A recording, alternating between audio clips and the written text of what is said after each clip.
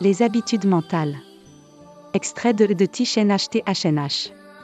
Peut-être avons-nous la volonté de nous arrêter, mais nos habitudes mentales sont souvent plus puissantes que notre volonté. Le mot sanskrit pour désigner ces habitudes est F100. Reconnaître nos habitudes mentales est très important.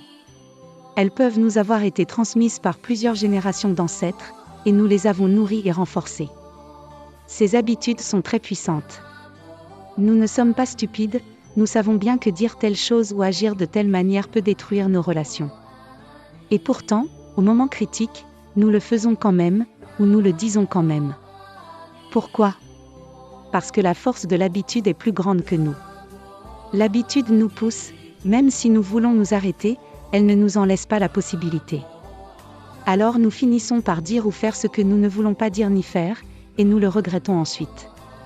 Nous faisons souffrir nous-mêmes et les autres, causant beaucoup de dommages.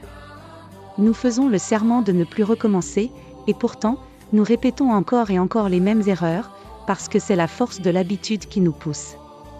Nous avons besoin de la force de la pleine conscience pour reconnaître ces habitudes, pour leur dire « je sais que tu es là », et ainsi rompre ce cercle destructeur. Grâce à la pleine conscience, chaque fois que l'habitude se manifeste, nous pouvons en prendre conscience. Nous pouvons lui dire « bonjour, habitude. Je sais que tu es là ». Et rien qu'en lui adressant un sourire, sa force diminue déjà beaucoup.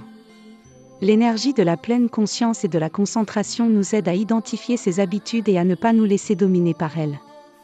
Nous savons, intellectuellement, qu'il faudrait vivre pleinement le moment présent. Mais nous sommes sans cesse emportés par nos habitudes, perdant ainsi cette capacité de vivre l'instant. C'est pourquoi la pratique concrète de la pleine conscience et de la concentration est si importante, il ne suffit pas seulement d'en parler ou d'en lire.